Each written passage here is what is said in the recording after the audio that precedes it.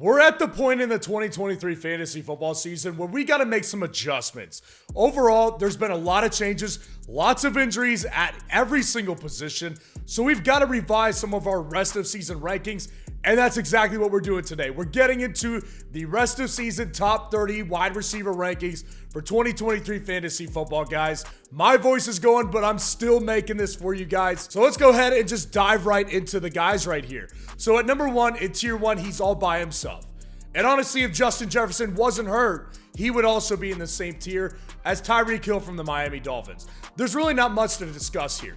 You can see the numbers on the screen. It's absolutely outrageous what he's doing. 23 fantasy points per game, basically, 130 yards per game. This guy has just been absolutely unbelievable, and you know it's going to continue because he's on one of the best offenses in all of football. Miami Dolphins offense, they're set up for absolute season-long terrorizing of other defenses in the NFL, and Tyreek Hill's the biggest reason for it. So he absolutely belongs to number one. And at number two, we've got our next tier of guys right here, and honestly, Ja'Marr Chase and Stefon Diggs, they're relatively interchangeable. I kind of went back and forth on it a little bit while I was ranking these guys. I ended up going with Ja'Marr, though. And the reason I went with Ja'Marr is because I do still think that Cincinnati's offense is about to get it going. And I've been saying that for months now. Really, like I've been asked so many times during this season so far, like, when are you going to finally admit that the Cincinnati Bengals are actually not very good? And I said, I won't admit that. The reason why is because they start out slow every single year, and then they come back and they absolutely crush it later in the fantasy football season. And Ja'Marr Chase, like, he had his big breakout game last week, but you can see on the screen, he's averaging 12 targets per game, and he's been basically doing that from the beginning of the season. So this is not a new thing that Ja'Marr Chase has been doing all of a sudden. He's been very important to the offense still all season long. And Stefon Diggs has too, and actually he's been better. The reason I like Ja'Marr Chase better is because I think that Cincinnati's upside, with Ja'Marr Chase specifically, is higher longer term. But Stefon Diggs, literally, like I said, very interchangeable. They're both elite options, and that's why they're in the same exact tier. He's averaging basically 20 fantasy points per game in half PPR. He's averaging 10 targets per game. Like, he's just been absolutely outstanding, and there's no reason for me to believe that he would not be as great as Ja'Marr Chase rest of season. And our next tier here, we've got, again, these guys are basically, you could argue that they should be a tier two as well. I prefer tier two guys, but Keenan Allen at number four, he's been outstanding. I mean, he's been absolutely outstanding. Leave it to the old guy. Like, 30 years, he's in his 30s now, and he's killing it. 21.4 fantasy points per game, 11 targets per game, over 100 receiving yards per game. Like, Keenan Allen, you know he's not going away either because Mike Williams is gone. So this team needs him now more than ever. And here's the thing, he's always been Justin Herbert's primary target. Always has been. Every single year since Justin Herbert's been the starter. That's just the reality here. So now, even with Mike Williams out, he becomes even more important. Cooper Kupp at number 5 here. Honestly, I wanted to put A.J. Brown above Cooper Kupp at number 5 here, but I ended up going with Cooper Kupp because in his first week back, he was dominant again. 12 targets, 118 receiving yards, 15.8 fantasy points, and he hasn't gotten in the end zone, and he definitely will. This Los Angeles Rams offense is way better than I thought. I took an L on that one several weeks back because their offense is still very, very good. And Cooper Kupp is just going to be a main piece of this offense. And then at number 6, A.J. Brown here of the Philadelphia Eagles. Listen, A.J. Brown, slow start, just like Ja'Marr Chase, but he's still elite. Like, you've seen how elite he is over the past several weeks here. He's averaging over 10 targets per game, and he's getting 16.7 fantasy points per game as well. A.J. Brown is just such a stud in fantasy football. There's no question at all that Philadelphia and A.J. Brown are going to continue this trend because A.J. Brown is their best playmaker on offense, and it's not particularly close. Devonta Smith is good, but he's not A.J. Brown good. Puka Nacua at number 7 here, and honestly, Puka Nacua is a guy that, I mean, obviously, if Cooper Kupp was not there, Puka Nacua would probably be a top 5 receiver in fantasy football. And honestly, I've been getting a lot of questions since the return of Cooper Kupp, and I've been saying the same exact thing. I don't think that his value is going away. Look at what this guy's doing on a per game basis. He's averaging 12.6 targets per game, and he's averaging over almost 115 yards per game. He established his value in this offense while Cooper Kupp was gone. And when Cooper Kupp came back, Puka Nacua was still great in fantasy football. He's going to continue to be great. This guy is absolutely here to stay. And at number 8, I've got Justin Jefferson here. And listen, Justin Jefferson was a little bit of a harder rank to me just because obviously now he's on the IR and we're going to be missing Justin Jefferson for several weeks, at least the next 4 weeks. And honestly, there's an argument to be made that he may miss 5 weeks, 6 weeks. If he doesn't come back right off of the IR, what's the risk of Minnesota saying, you know what, we're competing right now, we got to get you back on the field? They're 1-4 right now, so they may not rush him back. So Justin Jefferson could miss more time, but I had to rank him according to how valuable he is, because you could see the numbers on the screen. Justin Jefferson's still a massive value to his team. Like, he's invaluable to their team. And we know that when he comes back, he's going to be excellent again. Number 9, I've got Amon-Ra St. Brown of the Detroit Lions. So obviously he's coming back off of missing a game, and that typically happens. Like, if you look back to Amon-Ra St. Brown's career, he typically misses at least 1 game per season. That's normal for Amon-Ra St. Brown. But when he plays, you can see what he does on the screen right now. He's the number 1 wide receiver in this offense. And here's the thing.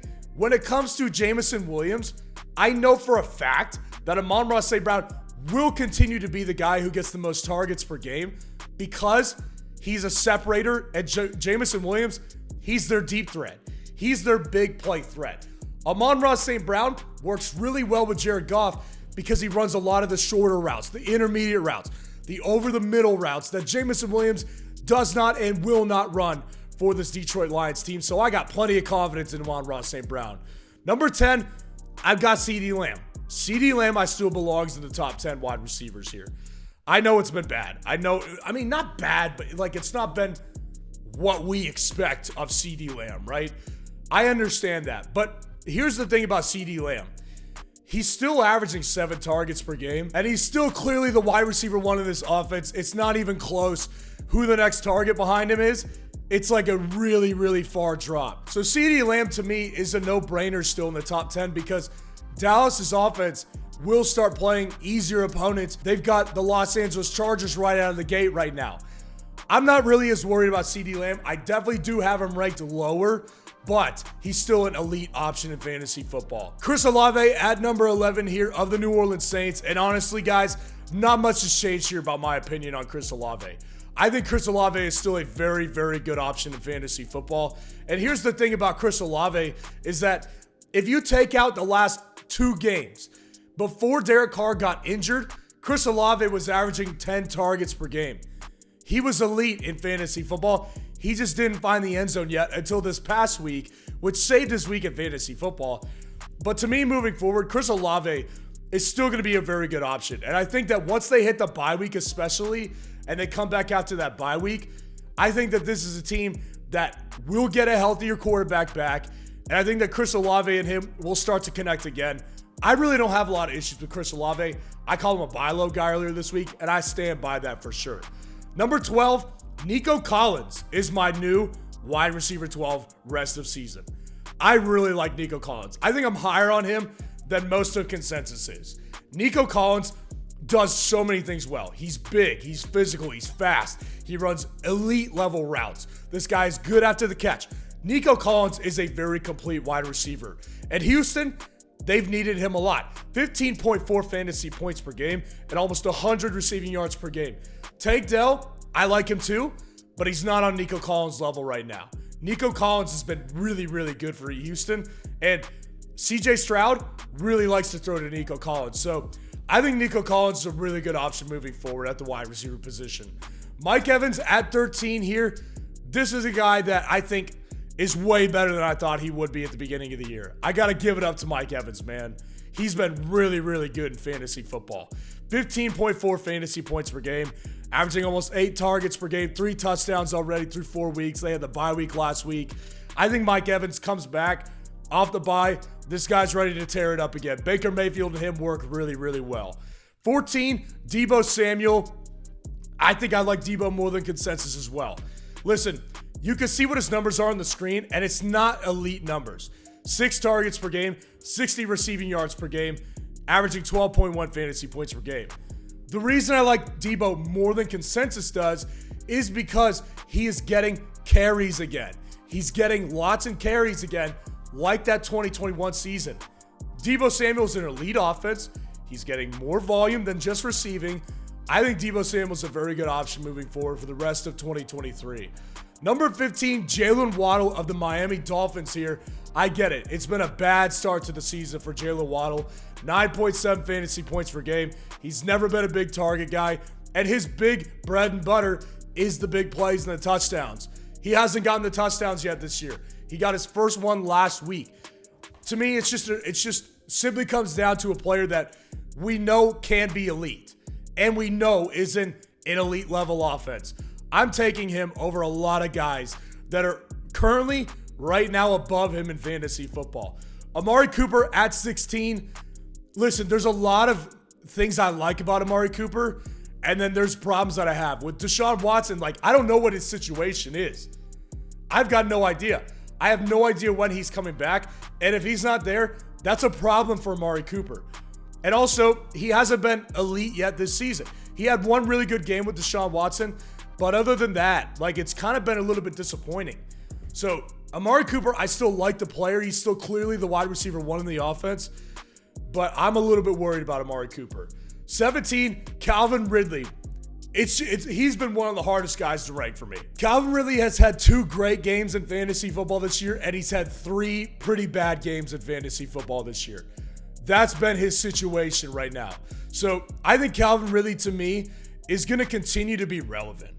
I think when you look at the numbers that he's putting up, 7 targets per game, and when you look at the way he's used in the offense, you can see that he still is clearly a valuable target to Trevor Lawrence.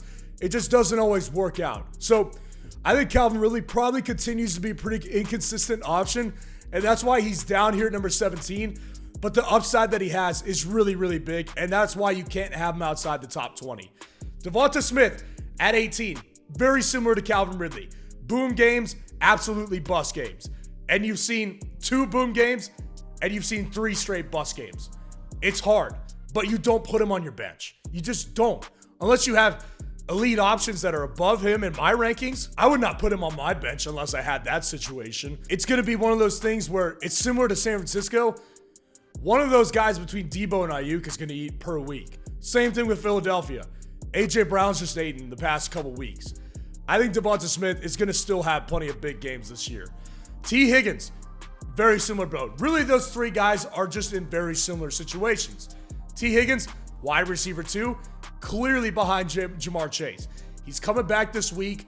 Obviously, missed time with a rib injury. It's hard for me to tell you guys to put T. Higgins on your bench because he's such a high upside player, just like Devonta Smith and just like Calvin Ridley. Number 20, Brandon Ayuk of the San Francisco 49ers. Listen, Brandon Ayuk is a very, very good fantasy player. Fantasy points per game, 15.1. But look at the other numbers. He hasn't scored a touchdown since that week 1 game where he got 2 on the Pittsburgh Steelers. He's not averaging 7 targets per game. Brandon Ayuk is a very good player, and I really like him a lot. Again, he's really, really similar to those other guys that we just discussed. A player that I want, but a player that I also think could be a sell high option depending on how valuable he is viewed in the rest of your league. DJ Moore at number 21 here for the Chicago Bears. And DJ Moore, I know I'm going to get pushed back for this ranking right here. You can see the numbers on the screen. 19.3 fantasy points per game. 5 touchdowns through 5 weeks. 106 reception yards per game. But let's focus in on really important metrics here as well. He's not averaging 7 targets per game. Barely averaging 5 receptions per game. Those are elite efficiency numbers he's putting up. And I'm not saying that he's not good enough to keep doing it, but the Chicago Bears offense is not good enough to keep sustaining this.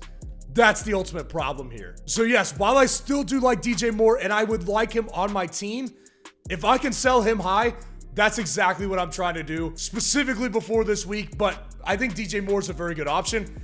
I just don't prefer him over some of those other wide receivers who are wide receiver 2s, but they are on elite teams. 22, I've got Christian Watson of the Green Bay Packers here. Listen, Christian Watson's 2 first games back, they've been a little bit interesting. The first game, he didn't get much going. He got a touchdown in the game to save his week, but his second week back, he got more targets. He was involved in the offense more.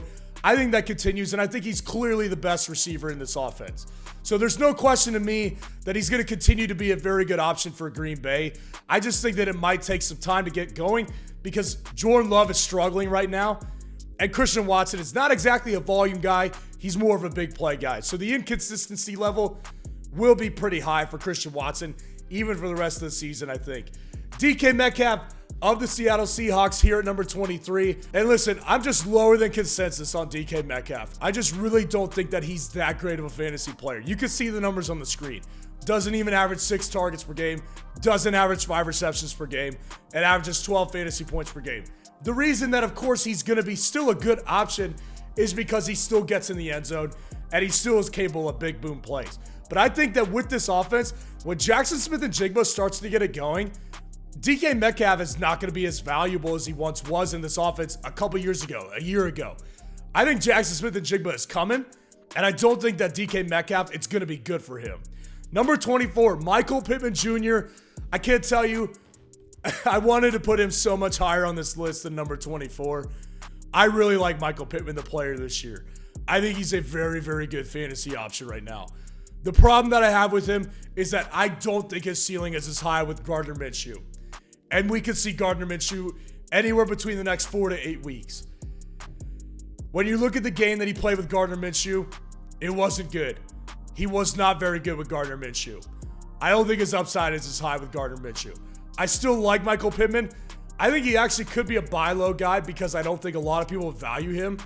But I do have issues with the next couple of weeks specifically because he is dealing with Gardner Minshew. And the first game with Gardner Minshew was not a very good game. Number 25, Jordan Addison. I really like Jordan Addison. Obviously, he's getting a massive bump because of the next 4 weeks without Justin Jefferson. And Jordan Addison's already been a good fantasy option this year. Jordan Addison, you can see the numbers on the screen. He's finding the end zone. And those numbers, targets, receptions, yards per game, fantasy points per game, they're about to go up dramatically over the next 4 weeks. They've got no Justin Jefferson, and then they've got KJ Osborne. Of course, they have TJ Hawkinson, but Jordan Addison's going to be very important to this offense. I think we're going to start seeing some massive Jordan Addison games over the next 4 weeks. Number 26, I've got Adam Thielen of the Carolina Panthers right here. Adam Thielen has been very, very good in fantasy football. You can see what he's doing game by game. Almost 16 fantasy points per game. The guy is clearly the wide receiver 1 in this offense with over 9 targets per game. My problem and why he's ranked this low is because there's definitely something to players that are just on really bad teams. With Carolina, if Adam Thielen pulls a hammy or if he stubs his toe, they're not going to hesitate to sit this guy out because they've got nothing to compete for. Their season's over already.